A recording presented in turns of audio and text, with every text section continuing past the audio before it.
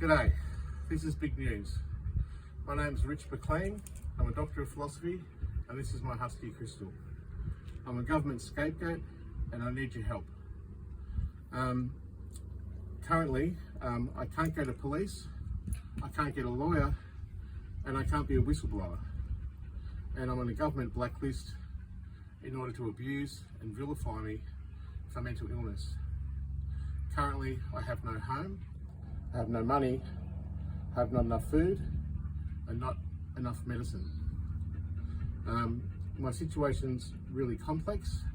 There are two key people who have created this. One is my former partner, Steve Icenides, who was engaged to for 5 years and who exploited me over 5 years and owes me a fair equal settlement.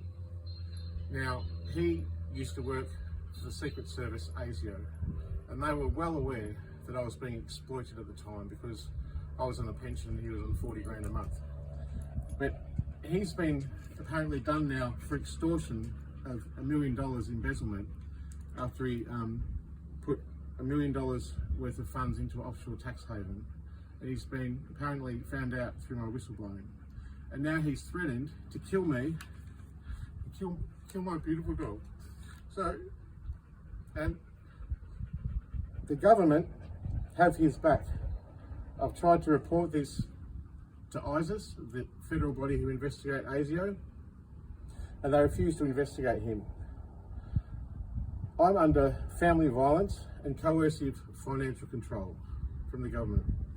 The other person who's undone my life is a very powerful lawyer called Mr. Russell Ball, and he informs government policy and he advises the Ombudsman. Now, he managed to silence evidence that I had in a malpractice case, and even the transcript of that evidence, and that's been done over many government agencies. Now, there's another thing. I wrote a book on my experience with schizophrenia, and I admitted to mental illness, but now I'm vilified for it. It's not okay to consciously, intentionally, and maliciously, politically and systemically redact someone's prosperity and destroy their human rights, and then when they're distressed and hungry and homeless, then lock them up because of the mental illness. Now, that's a clever way that public officials and the system has exonerated themselves from creating and exacerbating my already existing mental illness and then vilifying me for it to the exclusion of all other factors. The mental health sector know of this conspiracy, and the police know of my former partner, and I'm currently a failed whistleblower at a lot of government agencies, and it goes to the top. Even the Office of Prime Minister and Cabinet, when asked for my freedom of information, at first described my data as voluminous and complex, but now they've done a total 180 and they've said simply documents don't exist. Now, how could this be when your former partner is an ASIO agent and when you've actually spent the last 35 years of your life in altruism, sticking up for marginalised people all up and down this country and overseas as an advocate for those affected by mental illness and their carers? And I've got a Human Rights Award, I've got Sane Australia's Book of the Year, a Human Rights Award from Victoria Human Rights and Equal Opportunity Commission, not that those two people will help me now, and my merit is unquestionable. What is questionable is the merit of literally dozens and dozens of public officials who are paid by the government to toe the party line and silence my very urgent need for care and a home and justice and equality before the law and access to the law. And that is the law because Australia has signed up to the Charter of Human Rights of a person with a disability that was ratified by the government in 2008. Now, I don't know what to do. So, I'm in a secret location to hide from the death threats and to stop persecution from the police and the mental health system. And I've got a single person to help me who's filming this. And I've designed a website and I've described my detriments and the way this has been predetermined for me, set up to fail, and it's criminal.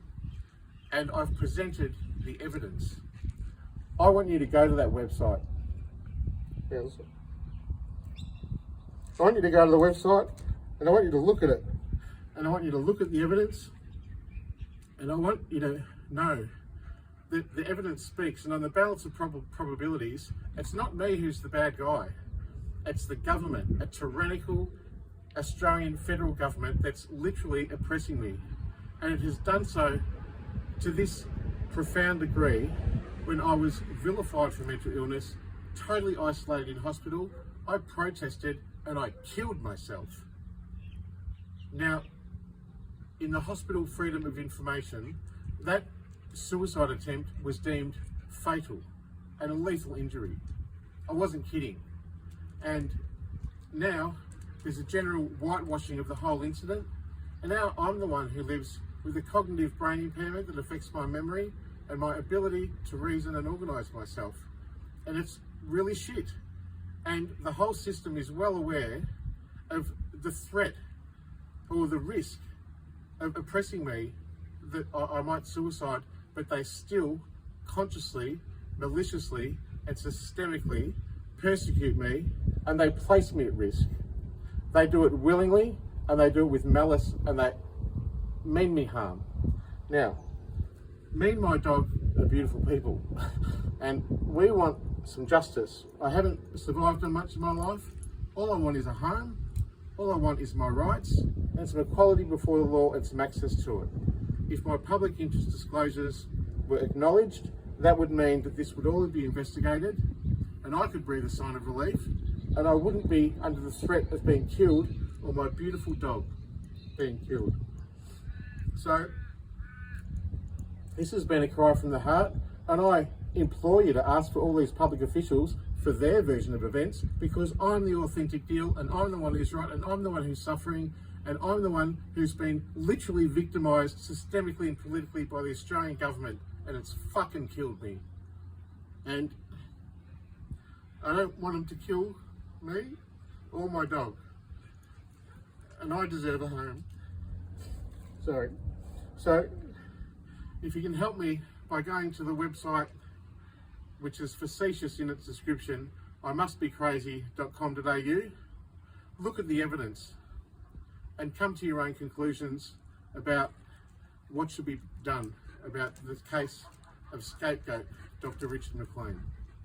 Okay, well, thanks for listening. I'll get my work attached to sign off, and I hope you can come to the party, because I'm going to get all the media on this, and I'm actually going to stage a protest, and I'm going to go on a hunger strike until I get my justice. Thank you.